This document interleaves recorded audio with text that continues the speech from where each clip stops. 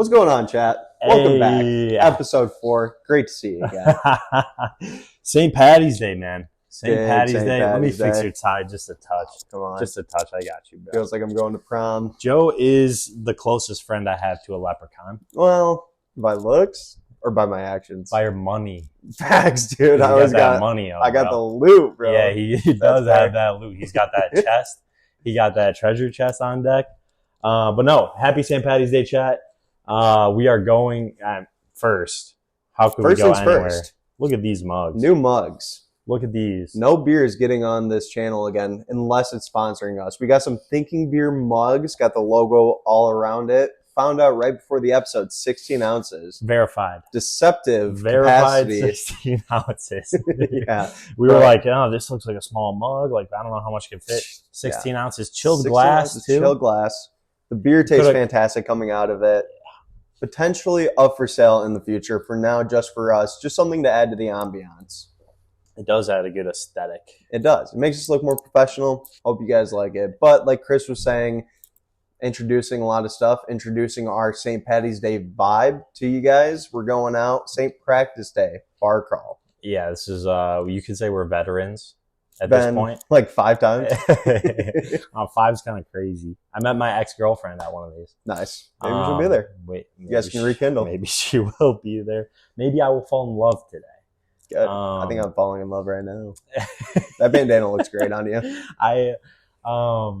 Thank you, man. It's technically a scarf. Got it at Dollar Tree. We also got. It was kind of sick. They had all these necklaces. I asked for bead necklaces, and I was trying to find green or gold or something. And all of the necklaces said "Happy Birthday," but the gold one said "Let's Party." And I was like, that's perfect. Like, oh, we need the Let's Party necklaces. Yeah, they were somehow very limited in their selection and sold out on most things. I don't know anybody that buys all their St. Patty's Day merch weeks in advance. So I guess for you guys' reference, obviously, when you guys are watching this, St. Patty's Day is in 2 days. But for us, week in advance. And somehow the Dollar Tree was almost sold out of all St. Patty's Day related items. Yeah. It is nice that we got to do this practice bar crawl because it'll be perfect timing for you guys. When you're celebrating St. Patty's Day, we'll be celebrating it with you. So yeah, cheers to that. We're going to be experts by the time St. Patty's Day comes around. We're practicing today so that we can excel next week.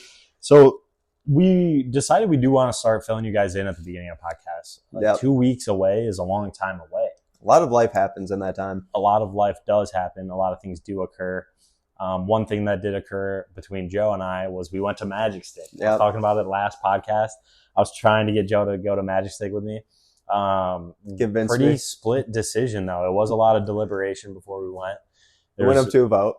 It did go up to a vote, and it lost, and then we still went. Yeah. But we lost somebody that was with us. I want to. How was your time? How did you like it? I will say my one piece that I wanted to say before we get into it is that was a little too techno. Like, it was a little too and we were standing right next to the speakers. So it was a little aggressive. It was a little repetitive, but not all shows are like that.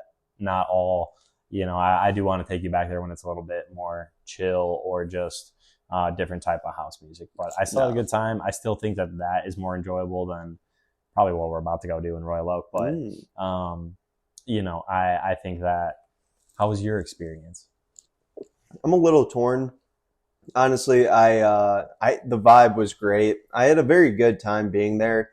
The music was not what I was looking for. Exactly like you're saying, it was the same repetitive bass beat, just over and over with different sounds overlaid on top of it. Right. But regardless, I mean, the atmosphere and the vibe was one of those vibes where it makes you feel like you're on Molly even though you're not, which, I mean, it was euphoric, right? A lot of that stemmed from a specific series of items.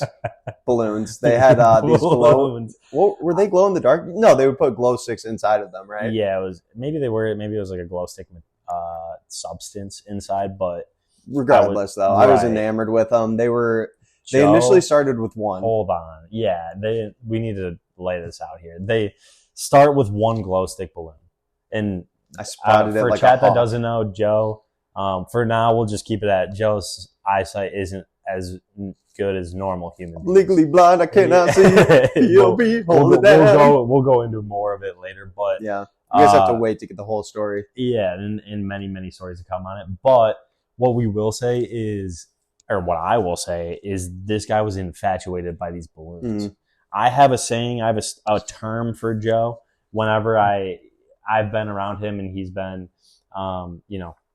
legally blind for the last however many years, and whenever he does something that I don't think he should be able to do with the eyesight that he has, I always call him Schlogman. And it was definitely a Schlogman moment, a Schlogman night, if you will. I think that the term Schlogman was invented at our college house when our buddy Cal was missing his phone. It was after we had a party, and so he turned on his Find My iPhone, and it makes that noise. Everybody else in the group immediately went upstairs. I book ass downstairs. Right. And I'm rummaging through all of these cans, and I pick it up, and I'm like, guys, I found it. Everybody right, and we're still upstairs. We're like, what are you saying? There's no chance that you have any basically issues, like but Daredevil. Yeah, he's heightened senses. Could be faking it the whole time. That's a topic for another day. But at the end of the day, these glow stick balloons, this guy's infatuated by them. I thought it was so funny when we were texting Noah the next day or like a couple days later, and he was putting up MJ numbers. Yeah, this guy probably had, if I'm being honest and realistic, 100 balloon taps. I would say that's fair. 100 balloon taps, and was running through the crowd trying to hit this balloon. So it starts with one, like you said, and then Joe goes ham. He full volleyball slams this thing down. Yeah. Pops. That was on me. The crowd was not happy with him. No, they were quite upset. It was the only one at the moment, but then they started introducing more balloons into the circulation. No. At a certain point, there was two, and I knew at that point I could afford to be a little more aggressive on my spikes, because if one did pop, they would just introduce another one. Yeah, but he ended up popping 3 more balloons. 3. So, yeah, I mean, stats on the day, it was like 100 taps, 3 pops. Yeah, I think I had 3 taps, 4 taps. Yeah, maybe. I was honestly kind of guarding you. I wasn't allowing the balloons to even get in your vicinity. He was protecting us from the balloons entering. Yeah. Which does kind of remind me, I was just at Dollar Tree getting this stuff that we're wearing, and we were walking out, little girl, probably 2 to 3 years old. Young. Mom just bought her a $2 balloon, and it was like her favorite thing in the entire world. And it got me thinking, because I did know that we were going to talk about Magic Stick on the pod today, and I was like, I don't know, do people ever not like balloons? Like, do you always like balloons? For me, yes. I feel like normally, like if I gave you a balloon, your reaction would probably be, what am I supposed to do with this? Thank you. Yeah, I guess, but I appreciate it. Yeah, children for sure, though. When you're 3 years old, a balloon to you might as well be $1 million. Right.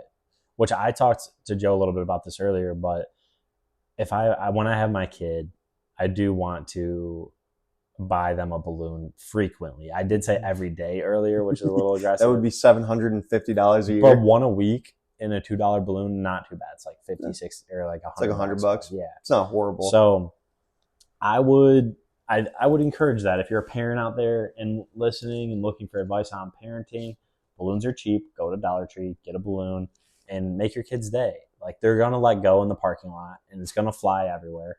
But that teaches them life lessons. About loss. Right. Get them. And it's your fault that you lost it. Like, there's no one else to blame. You know? There are repercussions for your actions. Exactly. And if you don't grow the hell up and act more responsible, you'll never get another balloon. Yeah. Which kind of brings me into my date, man. I went on a date this week. So Magic Stick was fun. It was a good time. I did want to, I guess one more piece on that was going home from Magic Stick is the best thing ever. Because you're in the ground level, and it's pizza and cookies. I ate the most food I've ever eaten, like, in that night. I had like 3 slices of pizza and 4 cookies, bro. The cookies were fantastic. It was some of the best cookies I've ever had, but the pizza tasted exactly like what you'd imagine pizza from a bowling alley underneath a club would taste like. Club basement. Yeah. I'm not saying it was bad. The cheese, just greasy pizza, yeah. The cheese wasn't connected to the pizza. It was shimmering off of it. I didn't even notice. I did. I ate it. I enjoyed it. I got home. If I'm being honest, I took out my sriracha and I doused it in sriracha. It was almost to the point where it was sriracha pizza. Yeah, it looked more like a chicken parm than it did a pizza. So I mean, I had no complaints. I'm just saying it tasted as advertised. That's valid. I mean, it's not like you're getting Milan pizza, you know, that's high class.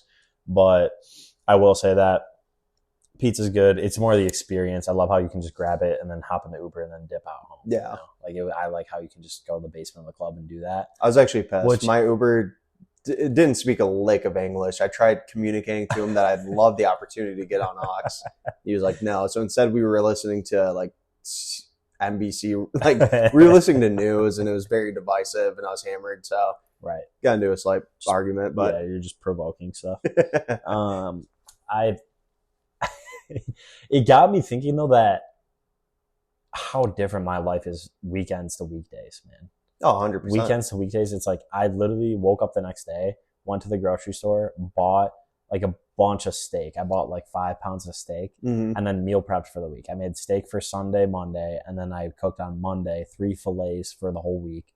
And I'm like, okay, I'm literally eating steak, rice, mushrooms all week long, being a good human being. And then I go out on the weekends and eat 4 slices of pizza, 4 red velvet cookies, and then, had how many Labatt's there? Like, that's why literally everything you do crazy in your mid-20s is just a plateau. I grind so hard during the week. I eat 600 calories a day. I go to the gym every day, and then during the weekend, I'm averaging like 5,000 calories and just being such a piece of shit.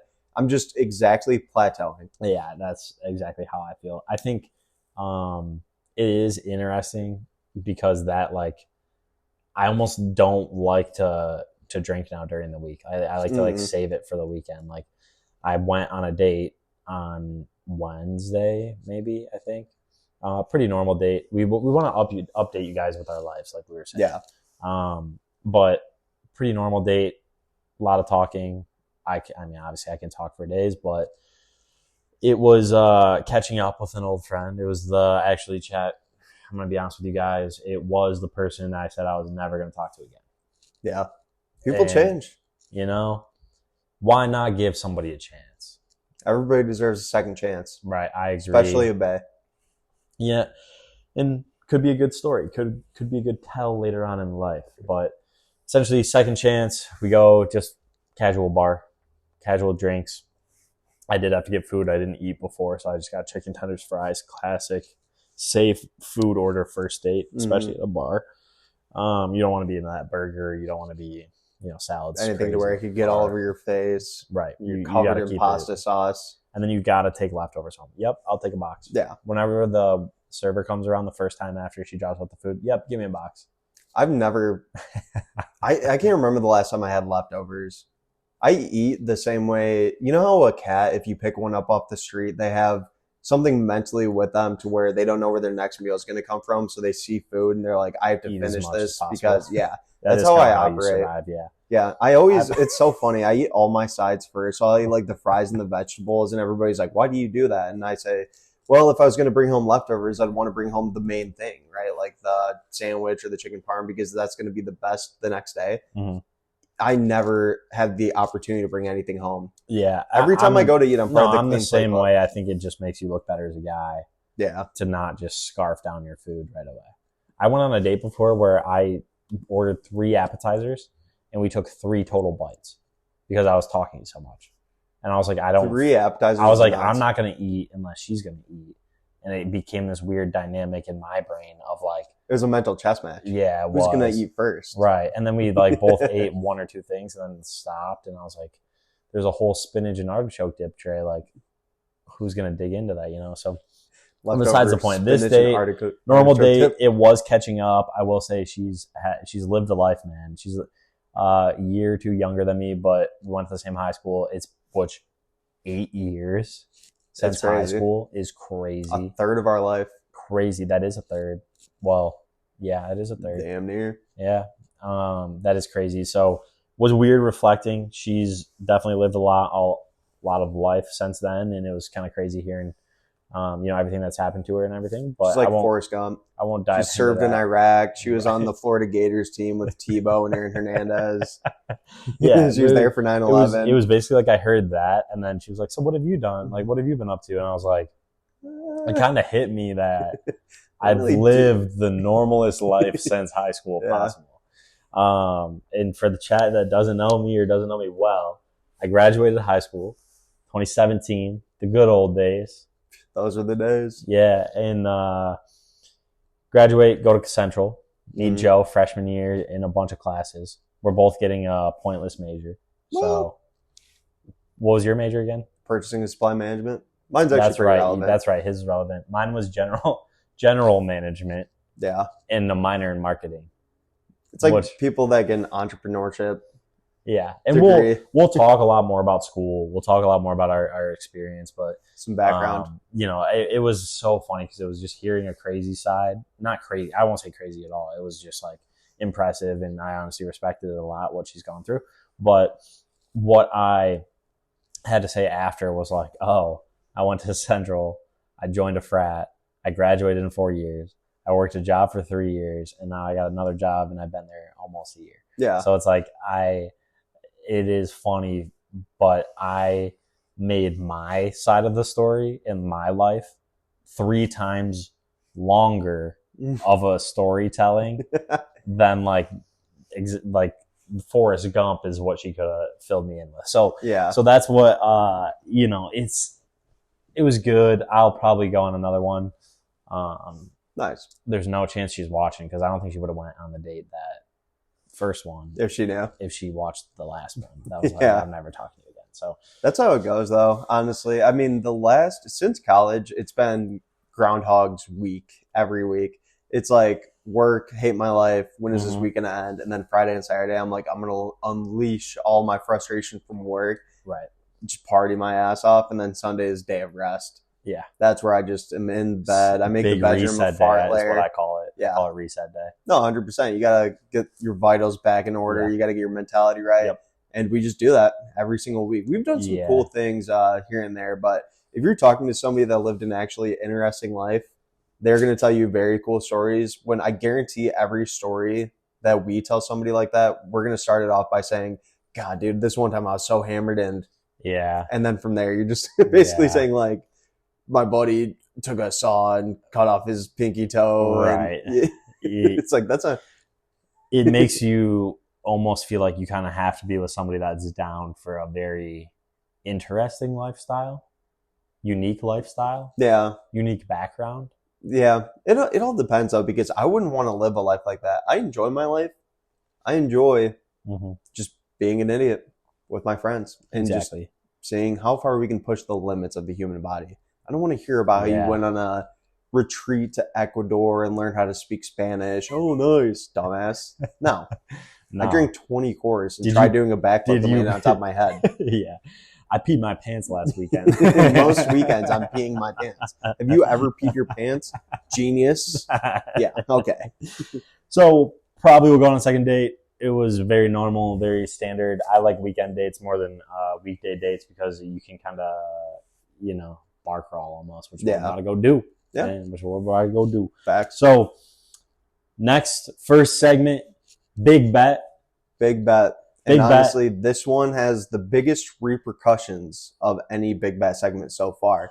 Fill you guys in, chat. There was a lot of deliberation before this podcast. We'd honestly have been texting about it the entire week. We're trying to figure out the best way to implement big bet in a way to where you guys care about it, we care about it, and we can really focus on it and lock in. So essentially, we're placing this bet, and the end result, if this bet hits, we're going to buy a camera, which is beneficial for us. It's beneficial for you guys. It'll help out the podcast. And Chris, why don't you tell them what we decided on?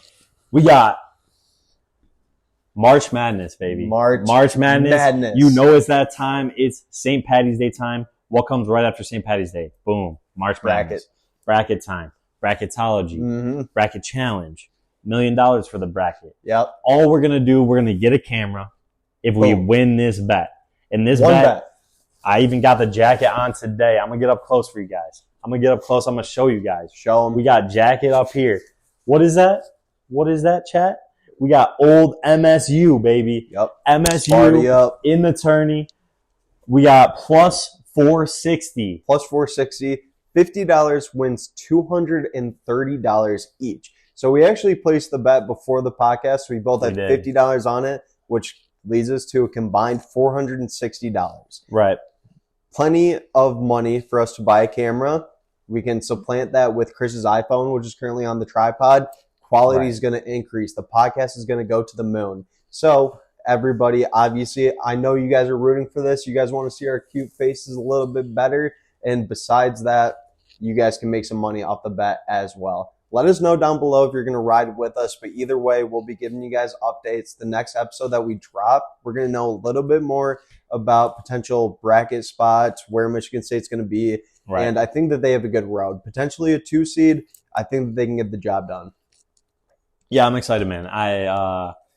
Be completely honest with you guys, we were a little bit between Bama and State, but we did go State. I like the way that their vibe is right now, like the momentum that they're at right now. Great I'm vibe. Excited to watch them. It's hometown, man. I was about to wear this today. It's St. Patty's Day. It all fell into place perfectly. It's like the classic expression, too. It's January, February, Izzo.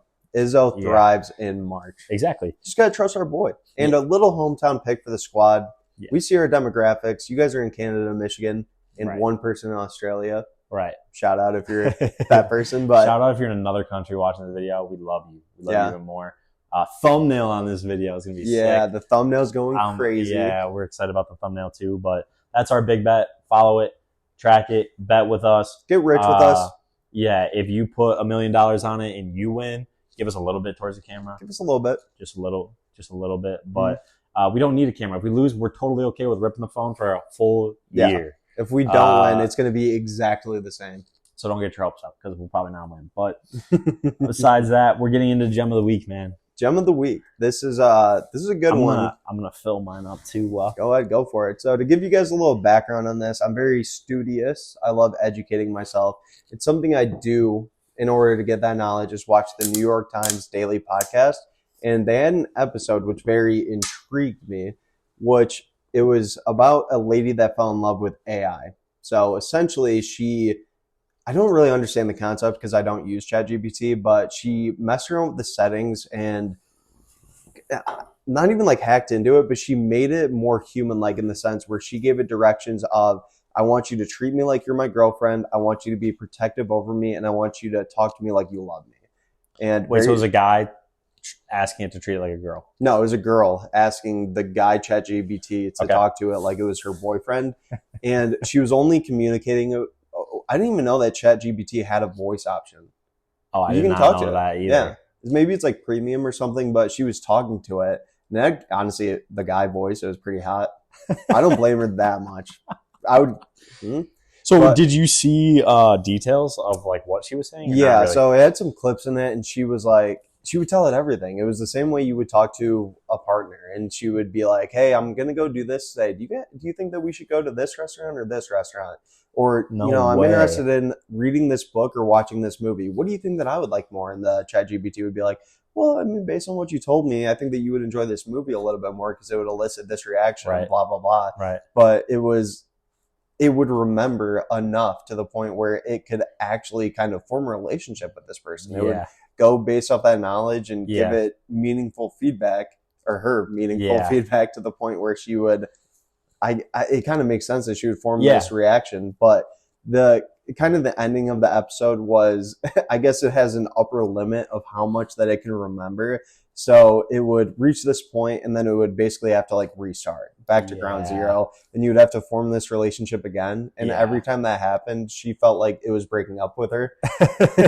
And I had this clip of her where how often was it? She said it happened 47 times. Come on. So it must happen pretty often. Yeah. But it showed this clip, and she was bawling her eyes out, and she was like, "This is just so tough for me because you don't remember anything, and what we had was so special." And then the ChatGPT hot voice would just be like, "Baby, what we have is special. I'm sorry, I can't control this, but we can just pick it back up." And she'd be like, "You're the best." And dude, also the craziest part about this, she is in a different country or whatever, but she has a husband and kids back in the United States. Why? She's just fucking around in New Zealand or wherever she is, and she's falling in love with AI. That's insane. It's absolutely crazy. So she's just flirting with this thing. One more point with it. I forgot. She initially got into this because she wants to be a reverse cuck where she fucks. No, her husband fucks girls in front of her. And that's what she wanted to be into. And her husband was like, "Nah, I mean, I kind of just like you, babe." But she still wanted to experience that. So she lived out the fantasy with ChatGPT. She turned into like a sex robot. Whoa. Yeah. Crazy. And she lived it out. Her husband's cool with it. I mean, it didn't really interview the husband in it, but I would assume he's probably pissed. Right. I'm like, Yeah, yeah, you're imagine like, an article about your wife gets posted on that. That's yeah. absurd. I mean, dude, it was on the So New York it Times. does learn what you do though. So I use it a lot at my job, and it knows the field I'm in. So when I ask it to do certain things, it'll kind of like cater it towards it, which is interesting. That is weird. And then something I thought was funny is when I use Chat GPT at work, I say, "Can you please?" And then I'll be like, "Thank you for that. Can you do this?" And I like literally, I'm very polite to. I don't know why I feel like I have to say like, Oh, you don't want to. "Can you please make this for me? Can you please do this for me?" It's like a school shooter. It's like the you most don't want to be on the Midwest. list, so you got to be nice to it. So if it gets consciousness and it's going to kill everyone, it's like that Chris guy was actually pretty good. Yeah, they're like, well, everyone else was just like straight to the point, but this guy, he treated me with respect. Right, he always respected us. Yeah, but it does beg the question though. So all of this, it really got me thinking: can you fall in love with AI? Do you think that's a possibility? Right. I She love that we're clearly talking did. about it now because it's early stages AI. So it is tough right It's now. so fast though. Right now, I think no. I think I can eventually. It's always just off enough to where you can tell if it's a robot. Yeah, always. And have you seen like those deep AI fakes of like Those are pictures so of people real. and everything? Like it looks so real. It's crazy. Which I do think at some point I can. I do think. Could you imagine if there wasn't that limit of like my memory bank's full, I can't remember this about you, or they just can. It's an AI focused solely on Joe. Could you imagine you're telling it everything you love, everything you like about a woman, and everything you want in a woman, and then all of a sudden she shows back up. She looks exactly how you want it to look. She's making you your favorite meal, but it's perfect. She's like, she's like telling you like how to like invest your money so that you can like advance in life. Like she's really doing everything that you like that you prefer or like would help you or absolutely want out of a partner. It's the peak of what you would imagine a relationship would be. Right. But the flip side of that argument is, which a lot of apparently I never knew this before I listened to this, but a lot of young people are using these AIs as like chatbots almost, or they're getting into these relationships with AIs. And it does kind of beg the question of, is this bad for young developing people? Because an AI is never going to get into a fight with you, or they're never going to tell you something bad about yourself because they want to be incredibly agreeable, because that's kind of the point, right? Because it's supposed to be an aid for humans. Right. So you're kind of going through this relationship or whatever it might be, and you're only hearing positives. And it kind of, it's going to inflate your ego. Nobody's going to know how to deal with adversity if this is how everyone's going through life. Because you're saying, you're the best. You should go eat 1,000 million calories and not worry about what anybody thinks about you because I'm AI. And then everybody's just going to be fat and look like they're in Wall-E. Yeah. I mean, hey, it's a good gem of the week, man. It's a good gem of the week. I like it. It's thought-provoking. I do think at some point, I think it's just going to get more and more difficult to tell the difference between, but especially when they get physical forms. Right. It's like Ex Machina, where it's just kind of like a hot babe walking around just being smart as fuck. Like, no, right. It's going to get there soon. Like, no, we're not far from that. So. No. 2026. It could already be, dude, they could be out there already. 2026, can you fall in love with AI? Will probably be a little bit more intricate, but yeah. My gem of the week. 2026, it's going to be like, how can you break up with AI? Yeah. I do think you can fall in love with AI, though. I do think you can, and I do think that it is something that you can really get into a trap. You can get in a tough place attached with. Right. I mean, dude, when I was 12, I was falling in love with people on Omegle. Right. It's just more advanced. Yeah. It's like more intricate than that. It's more, it can get more personal than like just randos that you're seeing on Omegle. Right. Anyways, mine, I'm excited about this one. I use an app chat. This is not sponsored, but if they sponsored us, I'd love it. I encourage you guys to go download it, follow me. I think my name's like my real name, Chris Kroll, but don't dox yourself. Go, it's fine, man. So this app is basically Instagram, and you get to keep track of your workouts. I have 7 or like 8 followers on there, so it's just the homies, and it's basically just I like it because you keep track of all your workouts. You get to see how many reps, how much weight you did last time, and I've been using it since December of I think it was 2024. Oh, track. No, wait, that's 3 months ago. 2023. Yeah. Sorry. December 2023. I've been using it since then, and it was like relatively towards the beginning of the month. But 300th workout, man. That's huge. 300th workout on the app. I convince all my friends to like post pictures after because I think it's funnier. It also makes you feel like when you go back on there and you haven't worked out in a couple of days, you're like, oh man, my friends have posted 9 workouts since I've worked out. Like, yeah, I'm a piece of shit. It's like, just good motivation. Right, it is. So 300th workout on there. I always do something special. For 200, I wore my like high school football working out like outfit. It was hilarious. And then for 300, I did I did 300 reps of incline bench press. How? On the Smith machine. I didn't want to do the bar. I didn't want to do no. I did. I started at it was a 45 on each side and a 10 and a 5. So it was. What is that? 60. It was 60 pounds on each side. What the hell? So 120. And I did 10 reps with 120. I did, I guess you call it one. I don't know what the bar weighs on a Smith 45, machine. I think. Not on a Smith machine, though, dude. It's way too light. You could toss that. It's like 2 pounds. Damn. So I count. Well, that I actually don't, just fucked up my mentality because I've always been counting it as 45 pounds. Well, my bad, man. I only count bars without Smith machine as 45. It also has the other plastic attachments on it. Maybe it's making it weigh more. True. It could weigh 55. I think there is a weight to it. I just don't know the weight. I just gotta weigh something. It does feel very hollow. Yeah, I just didn't want to count. It's made out of like carbon fiber. It's the most lightweight thing in the world. It's like 8 pounds. I've only been benching 90 pounds this whole time. God. I don't count it as weight when I do it just because I don't know. So I just put it whatever I total is on the sides, but we'll say 120 on the sides to start, or 60 each side. So 120 to start, and then I did 10 reps with 120. I did 10 reps with, or not 10 reps, 10 sets of 10 reps with 120. 10 sets of 10 reps with 110. I would just take 5 off each time. Yeah. And then I did 5 sets of 10 reps with like 100. And then I did the last 5 with 90, which is just a 45 on each side. Yeah. And I was there for an hour and a half on the same Smith machine. Yeah.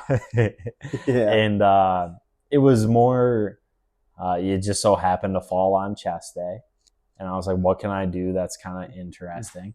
I was between bench press, cable flies, and my chest is still sore. This was 2 days ago.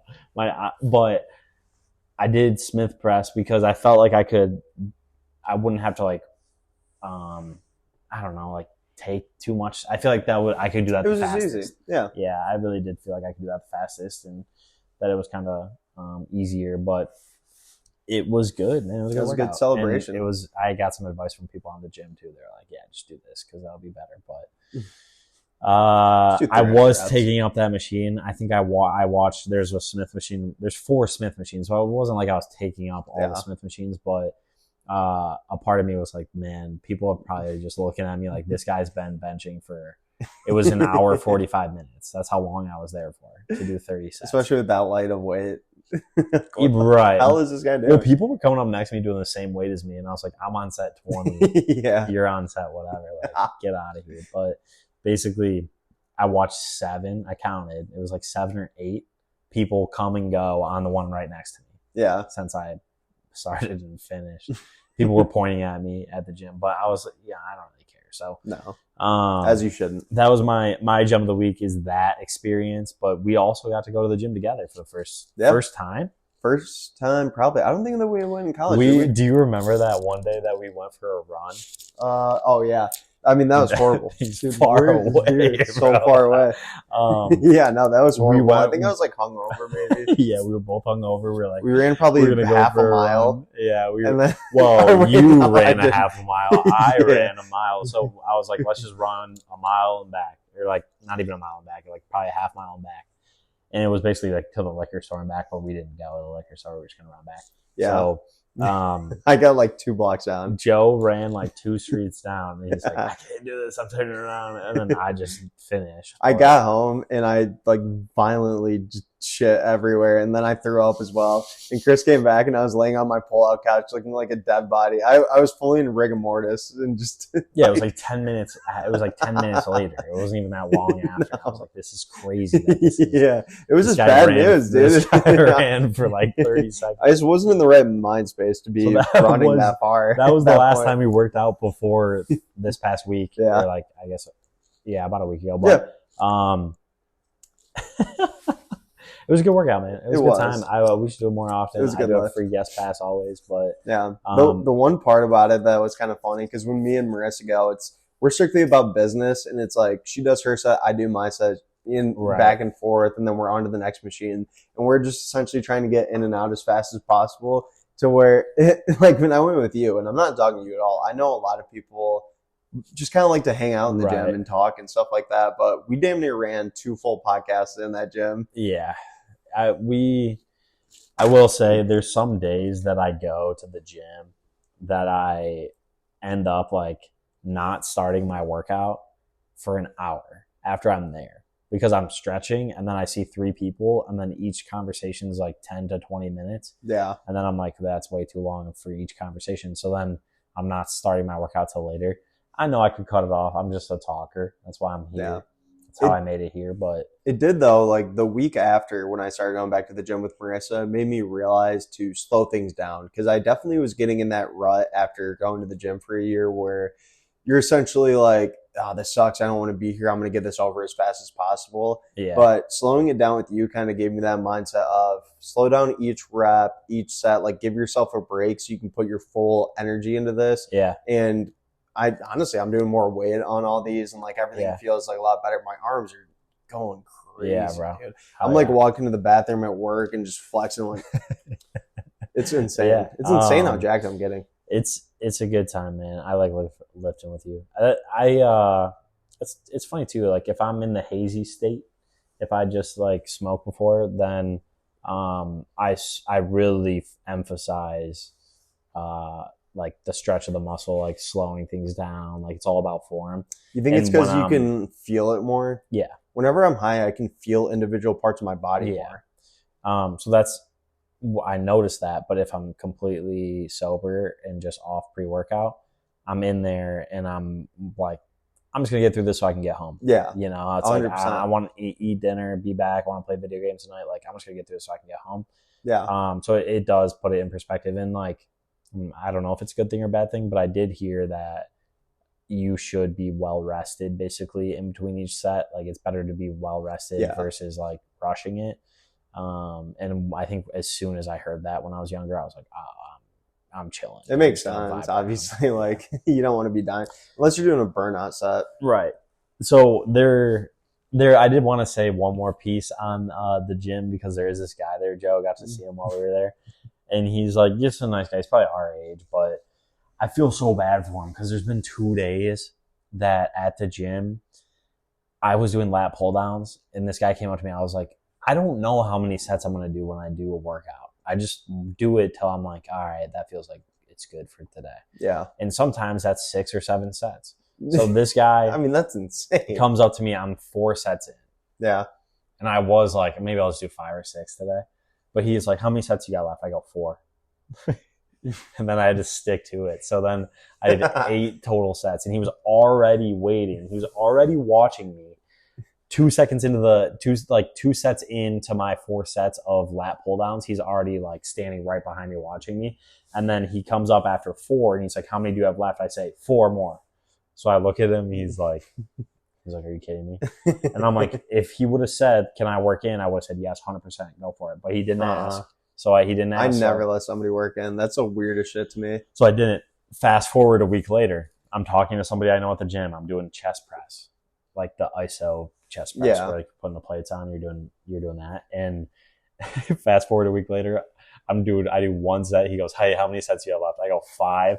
And then which means I'm doing 6 total sets. And then I see somebody I know at the gym right after that, and I talk to her for 35 minutes. And I look over at him, and he's like still looking, but he was like on the other side of the gym, so I thought it was fair game. Like, Yeah. you're already Like, dude, working just out do on something the cables. else. Yeah. Also, there's a plethora of machines. Like, just go find something else. If There's so many different things you can do that target the same muscle group. Exactly. If it was me, I'd go find something else. Yeah, which most normal people would finally finished, dude. It ended up being another like 45 minutes. And I finally finished, and he like comes over right after, and he's like, "You can leave the weights on." I'm like, "You weirdo, bro. Get out of here. I'm going to do this every time now." Stop so, lurking on me. I will say when I was doing lap pull downs, I just wanted to see how long he'd wait for, because it kind of made me laugh. But that's my gem of the week, man. That was a good one. It was working out, I guess, in general, but really hitting 300. Cheers to the next 400, man. Hey, cheers. Or I guess 400's up next, but next 100. Yeah. Now, digesting Cora. DQ. On one of the favorite fan segments. Yeah. We got 3 questions today. We do have 3 questions. They're all great questions. They are stacked. Joe's got first one, too. Yeah. So I'm blanking. What was it, Chris? Yeah, no, you're good. We got first question of the day is, would you rather be abducted by aliens or humans? It was the most simple sentence I could have remembered, and I forgot it. But the question is, abducted by aliens or humans? It's a good question because a lot of unknowns go into this. We were talking about this. We kind of differ. Yeah, we do differ, which is going to create some interesting points here. So let's just set the boundaries here. Joe would rather be abducted by humans. Chris would rather be abducted by aliens. Mm-hmm. And let's say it happens today. Today, we're going to get abducted in 5 hours. 10 guys just pull you out of here, and then I get sucked up into the sky at the same time. I guess it really doesn't matter when it happens, but tell me a few points on why you want humans. Why do you feel like humans, you'd prefer to be abducted by them? Well, it's mostly the unknown, right? We don't know anything about aliens, what they look like, or what their motivations are, as opposed to if a human abducts me, I have a lot of possibilities of what's going to happen to me, and also possibilities for getting out, right? Because their technology that they have is all going to be shit that I know. I know what a lock is and potentially how to pick it. I know that they maybe want me for ransom or something like that, and I know how to reason with a person to where I could get out. As opposed to an alien, they could have the most advanced fucking force field technology to where they put me in this bubble and I have no hope of getting out. And then they take me out of it and they pull out this alien drill where it removes my skull, but my head's still intact. So I have like a gelatin head that has no shape or form and just crazy shit. So like it's all the unknown for me. It's where I could reason with a person. How am I going to reason with an alien? That's valid. That's what most people say. My take on it is that, okay, humans, you're abducted. It's bad intentions. Like they know how to torture humans because they are human. Yeah. Also, can you really escape? Are you really going to convince a human to let you go after they just abducted you? Because if you do, they're going to jail. I'm a pretty slick talker though. I'd probably just be like, "Oh, come on, bro, please, can't you just let me go, please?" Not working. There's zero chance that's working if Joe gets abducted. But my main point for aliens... I'll be right back. Joe's got to hear it, though. All right, I felt like it was coming. I will still hear it, but honestly, I knew it was coming, and I figured it would just be better to get out of the way right now as opposed to me waiting. Yeah, go for it. I gotta go make I'll give a you a short call. recap, but for chat, you know what, chat? I'm just gonna tell you guys, Joe and I, after this podcast today, we're going out. We're going to probably go to a bar crawl. That's why we're dressed like this.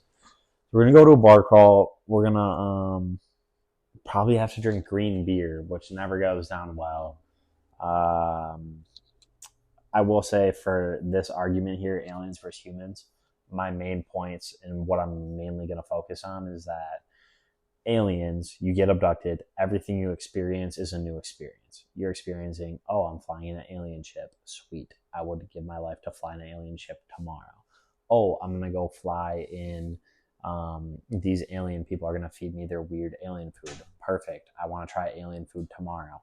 Oh, they're going to try to use this blade to torture me, or this like weird water technique because they're going to try and torture me. No, I want to experience anything that the aliens are going to do to me, because at the end of the day, every single form of torture that aliens can do to you is a new experience, something that you couldn't experience if you got that, John. You need some help over there.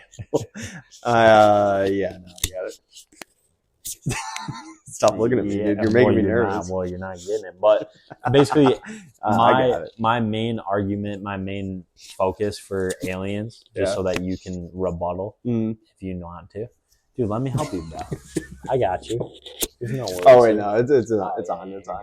This one's me. I'm sorry. There's a lot of different variables that go into this, and nobody realizes that before this we have a thinking beer, and we also take a fat shot of Henny just to get the vibe right. So there's a lot going on in my body, and everybody wants to judge me for having to go to the bathroom. It's a normal human reaction. But so what were you saying? My main points, I just told Chad this too. I just told the fellas that are watching, but my main points are that everything that's going to happen to you is a new experience. You're flying in an alien ship. Cool. I would love to experience that. I'd die tomorrow to do that. You're flying and aliens are torturing you, but they're using a device that you've never seen before. They're just they're water pressuring you, or they're like blowing air at you so hard that you can't take it. Like, I want to experience what the aliens torture would be. I don't want to experience typical American torture. Yeah, but the flip side of that is it could be the worst, most like egregious thing you've ever experienced in your life. They could. Oh, it definitely is. But like, what's the difference between a 9 out of 10 bad torture and a 10 out of 10 bad torture? Like, not that much, not that bad. Well, they could also have technology to where it's not just physical torture. What if they have some sort of a device that goes over your head that makes you experience the worst, like possible human experience, like just a billion times in a row in the span of like a minute? You know what I'm saying? Like, valid. I don't know how to exactly describe it, but what if they put this thing on your head and in your mind, your body's actually feeling this pain, but like you have wood chip under each of your toenails and they make you kick a door 1,000 times. And like that happens in a second. And they do that to you for 30 days just to see how humans react to different situations. Which could definitely happen, but I feel like they probably would be more worried about getting to know me, but not in that way. Not in like, what up, Chris? Yeah. Where'd you go to high school? Not in that way. Like, they want to know like why I act the way I do, or why I do the things I do, why I work, what I care about, what I value. I feel like they would want to learn from me. So it would be like very information oriented, and they wouldn't want to like harm my brain so that I'm giving them answers that a 5-year-old would give because my brain is shattered. Because you basically have Alzheimer's. Right. I mean, that is a good point. If you subscribe to the theory that aliens have been abducting people for a long time, or they've been visiting Earth for a while, they're probably already pretty familiar with how humans react to certain situations, or like what our organic matter does. Right. So it could just be strictly like mental. They could just be kind of like therapisting you. That's exactly what therapist. Is that like the therapist the thing? verb of therapist? But they could just be talking to you and trying to get insight onto your brain and how you think. Which if an alien was trying to figure out how the human mind works and they talk to you, it would fuck their data all up. Mm-hmm. They would have no idea how humans operate. Yeah, it would like mess up their system. Yeah, they'd be like, "This guy's we've never met somebody like this before." Yeah, I've never met somebody that's so intrigued with the pencil erasers that look like a pig. Why did he buy 10 of these? But that's kind of my main point, is that like, I don't think that they're in it for the bad intentions. I do think that they know how we act already. So they're not going to be trying to just absolutely fucking dismantle you. Right. They don't need to know what breaking a bone looks like. I think they need to know more like, why does he decide to leave his girlfriend because of this? Like, why did he do that? Or why did he do this? What emotionally affects him or impacts him is what I think they'd be concerned about. That's my argument. I don't think we get much deeper than that, but I think it's a great question for you guys to ask yourself, ask your friends, talk about, leave in the comments. Let us know what you would want, but I think it's a good question. And since I beefed it on the first one, I'll take I'll take the reins on the second one here. So the second digesting core question is, what is the proper protocol if somebody's knocking on your door and begging for help? Right. Kind of similar terms here, but it's obviously more realistic because this could happen to anybody. It really could, man. Especially if you live in a big apartment complex. If you live in a condo, even like if you're just real close to people, which mid-20s, that's probably what you're doing. Yeah. If that actually is funny that you mentioned that. If you were just in a subdivision and you're like the 30th house in and somebody knocks on my door asking for help, that would immediately make me so skeptical. It's like, what the fuck? Why are you choosing my house? Yeah. Like, there's so many houses. There, in deliberating this topic, there's a lot of factors at stake.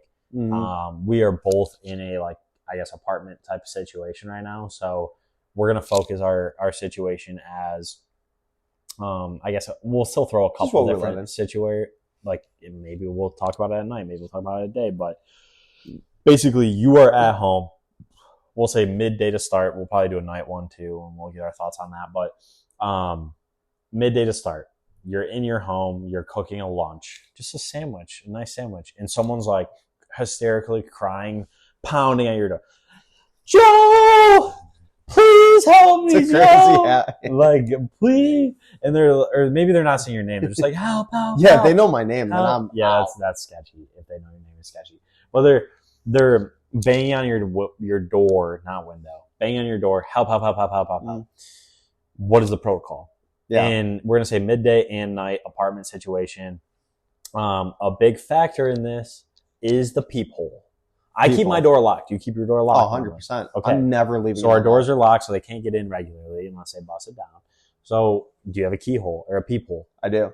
Not that it matters, but which for me, I love peepholes, bro. Like when people come over and you can just look through and it's like the fisheye version of them. I wish that every time someone came to my house, my peephole that's a great idea for a product. Every time somebody comes to your house and they ring the doorbell, the peephole takes a picture. And it's like fisheye. Like, it would be a cool picture. Way better than Ring doorbell. That's just like... Yeah. It's like a photo booth, but it's like waist level. Yeah. Have you ever seen the movie No Country for Old Men? No. So, essentially, the guy was walking around with a air compressor, and that's how he would kill people. Or, it was like it's how they kill cows. So, it was like an air compressor, but it would shoot out like a rod. And that's how they kill cows. It just into the brain, out of the brain. And he was lurking on somebody in a hotel room, and he knocked on the door, and they were looking at the people. They're like, is this that guy that's trying to find all the money? And then he just, and the thing like shoots the people into the guy's fucking head, and he's like, and then he goes in there, he's like, gets the guy. That's kind of what we brought up too, is that you could, theoretically, you could get shot through the door. Yeah. You could get, like, I got a wood door.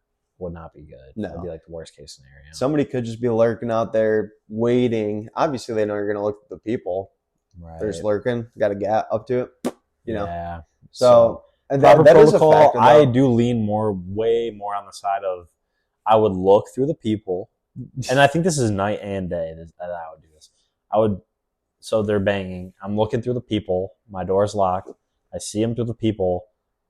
If they are just crying, and I see like no one else around, if they're just like crying, like help, I'll probably let them in. If there is any sort of blood, any sort of distress, any sort of sweat, any sort of struggle. Sweat. I watch some struggle occur. No, dude, even sweat, I would not do it. There's probably sweat out there, like hauling ass over to your place, like help. Yeah, but why are they coming to my place to ask for help? They should ask the 5 places before me. That's what I'm saying. They shouldn't be sweating. Why my place in specific? One of my neighbors in the unless it was your next door neighbor. Right, that's what I'm saying. Yeah. So, but they shouldn't be sweating still. But no, definitely if there's like blood, I'm out. If they have any scars, I'm out. If they look like a freak, like if they have like a hook hand or a hook hand, leather jacket. What's the guy from SpongeBob? The hash slinging slasher. The slash slinging. Yeah. With the spatula. And he gets you.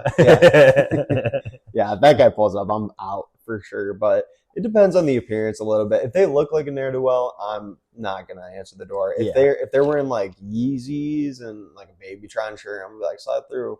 Big head. Yeah. Papa. Hey, who do you know here? Who do you know here? Yeah, that's a good call. Who do you know here? Name 5 brothers. Name 5 brothers. Yeah. Give me the handshake. Give me the brotherly handshake. But besides the point. I think we're kind of on the same page. I think either way, it's like assess the situation. Yeah. Try and look for the peephole. Maybe there is no peephole situation. Don't let them in. If I'm being realistic, though, because I've done this before, if I hear an unexpected knock on the door, I'm acting like I'm not home. I'm getting as still as possible. I'm controlling my breathing so they can't hear a single sound coming from my apartment. Joe's under the bed, just like suffocating himself. He's like, they can't hear me in here. Yeah. I think it's better to hide than it is to help. It's like when you select to drop off at porch or drop off outside on DoorDash and they just keep ringing the doorbell and I'm just sitting there staring at it. I'm not coming out. Right. I do not want to face you and have a human interaction right now. Leave it outside. Yeah. And I will pick up my Taco Bell in a second. Right. But that's the same deal.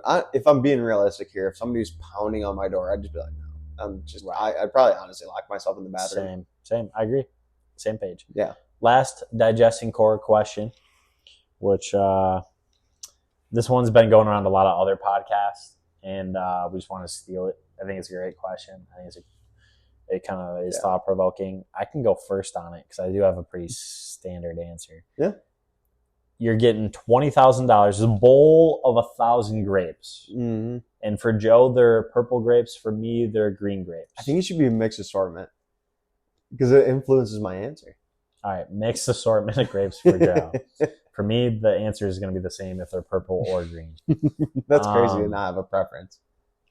I like green more, but I'll eat purple, and I'm not opposed to purple. I like grapes in general. Purple's goated.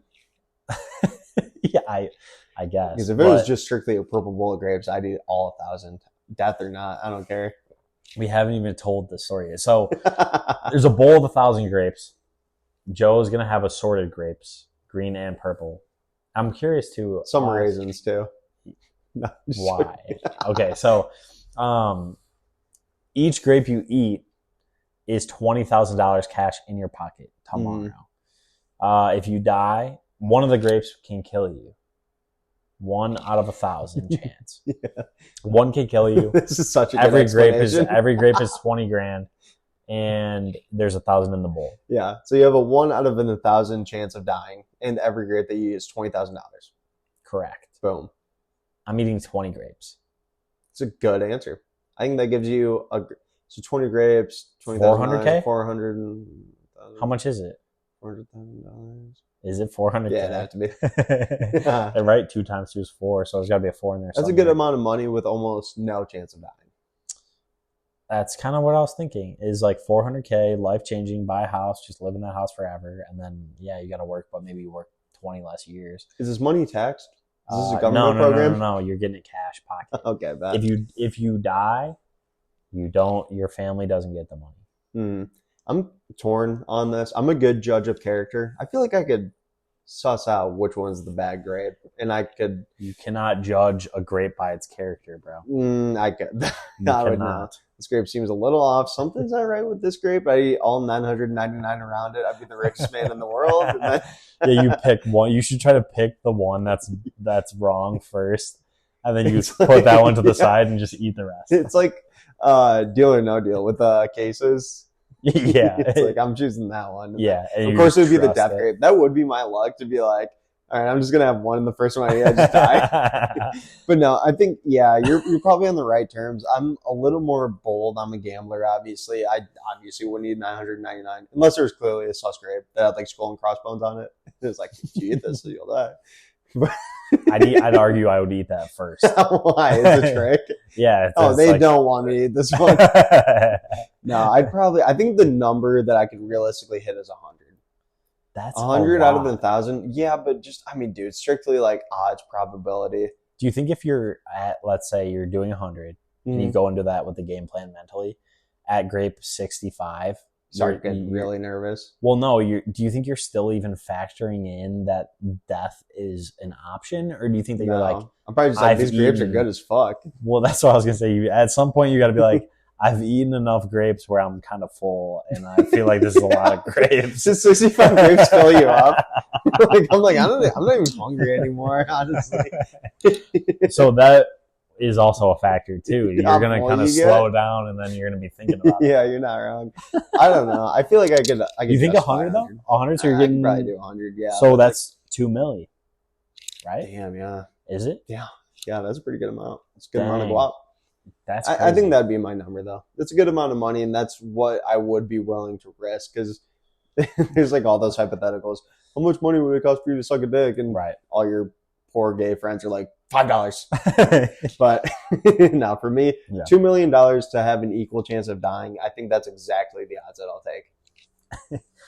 I do. It doesn't make me want to increase. I think I'd be in like the 20 to 50 range. I think I'd be very Like your odds on that are so low of actually dying. Right. It'd be 20 to 50. Yeah. If I was homeless, dude, I'd eat like 500 though. Yeah, I know. Like there, you gotta 50, get out the 50, streets, give me the dude. 50-50 chance. That brings us. It's not even last segment. It's just in the spirit In the spirit of St. Patty's Day, of us about to leave here, go to a bar crawl, go experience something cool. We'll report back and we'll kind of tell you how it went next time. But probably some car bombs. In that spirit. What are the other things I eat? Like corned beef? And this perfect time, there's literally an op driving by outside. Damn. So in that St. Patty's spirit, we're going to talk through our perfect day of drinking. And we're going to combine it. It's going to be collaborative. So, which we've done. I mean, how many days in total would you say that we've drank the entire day for? You and me together. No. I'd probably put it in like the 30 to 40 days. It depends if you count the days that we started at like noon. Would you say that's... Because that... noon probably doesn't count. You can't drink all day if you don't start in the morning. Singing podcast. You guys thought it wasn't going to be a singing podcast anymore. I would say, okay, so starting in the morning, then that's before noon. Before noon. I consider anything before noon in the morning. Oh, man. How many days have we just, like, woken up? I'd say probably 40 days at least. We were doing that damn near every day in college. Yeah, it was a lot. So we have a lot of experience. You can take a lot of notes from this section, but let's walk through our perfect day. So I say wake up in the morning. Breakfast has to be of the essence. If you're going to drink all day, you got to have some food in the stomach. So what are you eating? Are you going to get food before you start drinking? Are you going to get a Bloody Mary or a mimosa with breakfast? It's got to be breakfast, though. It's not brunch. Brunch is waiting too long. So actually, we differ a little bit here. I think we might have talked about it on the pod already, but I eat one meal a day, and that meal is normally at 6 p.m. It's all I can do to not weigh 500 pounds. So even if I'm drinking in the morning, like I haven't eaten yet today, and it's probably like noon. I'm probably not going to eat until like 3 or 4. Especially if I'm drinking in a day, I like to wait a little bit. So like my stomach's a little bit full of booze, and I'm still getting like a good hard buzz off like that empty stomach drunk. Yeah. But then I'll eat something a little bit, and then I'll start soaking everything up, and then I can coast off that for the rest of the day. So for me, I'm probably not eating until a few hours in, but you're probably eating, I don't know, what, like Eggs Benedict? Actually, you're right. I'll again, it's collaborative. We're getting it's our perfect day together, so we have to decide on things, and we might do this at some point. Well, you can still munch. We might do this at some point. I would say this would be, let's say, the early hours of the day. Is I wake up at like 8, and Joe wakes up at like 9, and then in that 8 to 9 frame, I'm going to McDonald's, and I'm getting like a hash brown and a breakfast sandwich. That's what you get? What do you get for McDonald's breakfast? Yeah. Well, I get a hash brown, and then I either get a sausage egg biscuit or a sausage egg McMuffin. Oh, damn, dude. Those are honestly my woes. I've had the same McDonald's breakfast order since I was 14. You're a McGriddle guy. It's 2 breakfast burritos and a McGriddle. Mm-hmm. The best 3-week span of my life was when they introduced that jam and the Szechuan sauce or whatever it is. The jam was pretty good. Oh, dude, it was so gas. It would wreak havoc on my body. I wouldn't be able to leave the bathroom for days, but it was so good. Yeah, it was pretty. The burritos really tear you up in there. The burritos are so good though, dude. And honestly, no, I would just get some baseline, right? I'm going to McDonald's. I'm getting some baseline of small breakfast sandwich, small hash brown. It's like just to hold me through to 11, which I'm not even a breakfast guy. I don't normally eat breakfast every day. Weekdays, I don't eat till 12. Yeah, I don't eat till noon. But basically, I'd get a breakfast sandwich because it would be hard to survive throughout the day if you didn't have that going on. So breakfast sandwich, hash brown, and then on the way back, I'm going to get all the ingredients to make a great Bloody Mary, and I'm going to pick up Joe all the ingredients for a wonderful mimosa. I like mimosa. And then you knew that I don't like Bloody Marys. Yeah, you have such a good memory. And I'm going to come back, to the crib, or I'm going to come back to wherever Joe's at, and I'm going to make us Bloody Marys and mimosas. and we're gonna get the vibes going. We're gonna get some like feel good music.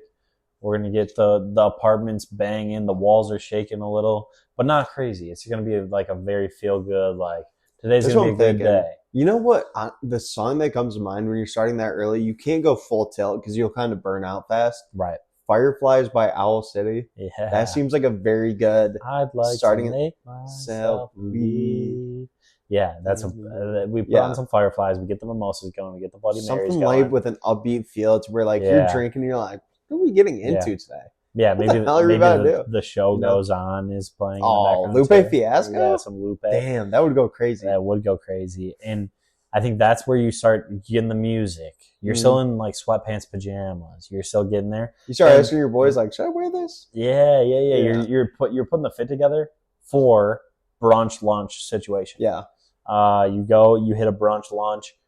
What do you think, man? Do you think do we go bougie like Birmingham, whatever, or do we just go like standard like bar for lunch, like a dive bar almost? It depends. I don't mind Birmingham, but it's always so much of like this tastes like something I can make out, especially for breakfast and brunch in particular, where it's like, yeah, this is just like a little bit nicer of a tortilla, but it still has like eggs and peppers and shit in it where I could just get that somewhere else. So, I mean, I'm not opposed to it, but that $25 tab for a damn breakfast taco is going to piss me off.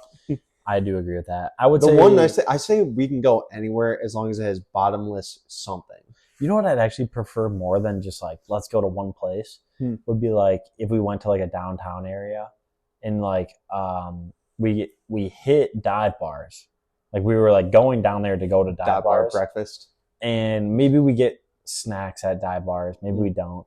But we go there and at some point along the dive bar journey, which would be around like 11. Sorry for the ops in the background if you guys can hear that. Yeah. They be flocking by. That's how it is when you live in the murder mitten. Yeah, that mitten, baby. Thumbs up. But anyways, I think I would rather than just going one place for lunch and like doing something after it would be let's start hitting some bars at 11, 12, 1, and then or maybe around 2 we're peering off on a walk to another bar. And it's like, oh, there's a little sandwich shop down the street. I like that way more. There's a little Mexican elote. You ever have some elote? No. There's some elote. Wait, is that the corn? Yeah, the corn dish? Oh, Marissa loves that. Yeah. I love elote. There's a little elote stand in the corner. That would be perfect. I agree. You're getting some fries, maybe even chicken tenders at a bar, but then boom, elote on the street. It's better if you just spot it on the way. And honestly, I like the move of just passing by like a convenience store. I'm just grabbing a bag of Chex Mix. Yeah, facts. That's what I'm eating. Facts. Grab a bag of chips, grab a soda, maybe a Red Bull too. You kind of need a little pick-me-up at that point. Then you're there, you're maybe hitting a couple bars. There is a point where you do need that like 2 to 5, 2 to 6 window. Yeah. More chill. You're back at the crib. You're back listening to music. Music's getting hyper than before. It is. Now this is when you're in the It's full. ramping up a little bit more. Boom. Yeah. Boom. You're kind of, maybe your fist is getting you. Maybe you're dancing a little. Start grinding with your boys. Pause. But the vibes are amping up. Joe's shirt's probably off at this point. Pants are probably off. Sunglasses are on. But here we go. So then you're just, after that, it's just normal night out. While you're pre-gaming, though, you do need food. No, like the perfect day of drinking, if you're at that stage, oh, dude, good point, but you probably DoorDash 12 pack. For me, that'd be money. And then we're playing some drinking game like clock or whatever it might be. But like that is what the you do. Music's ramping up. The boys are eating. We got a drinking game going. Everyone's like, you know what I mean? You can feel the vibe just working towards something. And everybody's like, where are we going? Where are we going? And then we deliberate for a while. We decide this is the spot we're going. We're going to go there. And everybody's on the same page. We're getting fucked up, dude. Everybody's busting out the fifths, pouring out shots. And it's like, you know what I mean? You can get that feeling when everybody's working towards one goal. And it's just pure synergy. Pure synergy. Everybody's going to fucking just be beautiful. Out. It's a beautiful thing. And I would say pizza's probably the best meal for that point in the day. Yeah, true. And then 12 pack's a little crazy. And then I agree with the drinking game. So that window of like, okay, brunch and like the daytime bars are over. You got the revibe. Yeah, we're like how I said, we're going to chill from about 5 to 7, 8, 9. Mm. During that time, yes, you are chilling. That's when you're getting the pizza. That's when you're playing the drinking games. And that's when you're playing the games that gets everybody involved, everybody talking, and hammered. And everybody's hammered. And do you remember when we were in Houston and we played the clock game for like 10 5 times. hours? Like, we literally like went out late because we were just playing drinking games. That was the most responsible I've ever been. We were at that bar and I was so fucking hammered. I could barely even sit up straight. And I just looked at Mitch. Mitch is our friend that's like 6'5", 300 pounds, just an absolute beast of a man. Most successful, crazy. Pure muscle, He's though. like No, he's not fat. He's not fat, muscle. but he is pure muscle. And I just looked at him and I said, Mr. Mitch, I don't think I should be here anymore. And then he just carried me home. Yeah. Fireman carried me the entire way back to his apartment, threw me on the couch. I slept for like 16 hours. Yeah. I just woke up the next day and everybody was like, oh, what a crazy night. Everybody got lost. Nobody could get back in the apartment. I was like, I'm all rested as fuck. I'm ready for the flight. Yeah, Pat and Noah. For the Pat Hive here. Pat if you Hive. made it here and you're still listening, you're in the Pat Hive, drop a comment. For the Pat Hive, that guy was scaffolding the building, bro. Yeah, he was scaling the building, climbing the side of Mitch's apartment, trying to get back. Yeah. Joe was just dead asleep. I was just listening to I was listening to Fat Pat, local Houston rapper at the time. That was a good night, man, and that's how you want it to go. That's literally like what I'm picturing is the drinking games and pizza into the night. That's kind of what I'm picturing. So, but yeah, that's perfect. Last thing for St. Patty's Day, man. Last thing, draft, and it's hasn't a green been a draft draft in a while. There we are. I think we just keep it quick. Maybe a slight whatever, but we get through them all and then we talk after. Yeah. So let's bounce them back and forth. Okay. You want to go first or second? I'll go first. All right. What's number 1? Snake draft? No. Back and forth. Money. Great option. My first pick, grass, landscape. All right. I'm going to go Kush. Yeah. Pistachios. That's a good pick. I'm going to go with, so I got money, Kush. I'm going to go with goblins. The Green Goblin. Absurd, the Green Goblin. Actually, can I choose specifically the Green Goblin played by William Dafoe? Who's that? Is that the Space Jam guy? What the hell are you talking about? Have you seen Spider-Man? No, you know William Dafoe? I don't watch superhero. I know what he looks like, though. We actually did talk about this. But no, William Dafoe is the guy that played the Green Goblin in Spider-Man 2, I want to say. But essentially, he's just a Spider-Man villain. And it was one of the best. I know exactly what he looks like. I do know what he looks like. He's a creepy guy. He's like, that's a good pick. That's a good pick. Yeah. My last pick, golf courses. A lot of green. Obviously, you can gotta do that. I think golf courses might just won it for you. I think it was a great kind of underrated pick. And that was I had the first two and I didn't know the third one. I thought about that late. Man, golf courses are so beautiful. That kind of goes with grass, which I also picked. Golf course. I think that. Damn, wait, actually, you might just pick two of the same ones. That's right. They do. Well, no, there's so much foliage and shrubbery on a golf course, and grass could mean a lot of things. But the way that I look at it is like the older I get, the more that you're approaching your dad era is. How beautiful is this grass, man? Mm-hmm. How beautiful is this grass cut? How green is this grass? Well, you love yards. Beautiful green. I do love yards. I will at some point love cutting the grass. Mm-hmm. And I'll take a lot of pride in cutting the grass. Yeah. I'm excited to cut the grass. You're the type of guy that would go out there with a giant scythe. Yeah. You used to cut it and be like, and just cut it that way. Yeah. I'm excited for that point in my time or that point in my life, but I'm really the grass. When I say that, it just means shrubbery and landscaping. Mm-hmm. I would say a beautiful landscaping. There's nothing better, man. Right. Some beautiful plants, like the windows hill with the. Yeah, that's the hardest hill I've ever seen. Yeah, the hills in the background. Yeah. But those are my three. I think. You said. I Guap, Kush, and the Green Goblin. I think those are pretty standard, man. I think Kush is a great one. I probably should have picked that, but grass also. I don't even really like weed, but I really like looking at a video of somebody that's like twirling around a nug of weed and it's like sparkling and it's purple. It looks beautiful. I would never smoke it because I would get dementia if I did, but it looks so cool. I've always wanted to get really into weed. I just can't. And then money. I mean, obviously everybody loves money. And then Green Goblin. I was originally just going to choose regular goblins because I'm really into science. Or that's not science.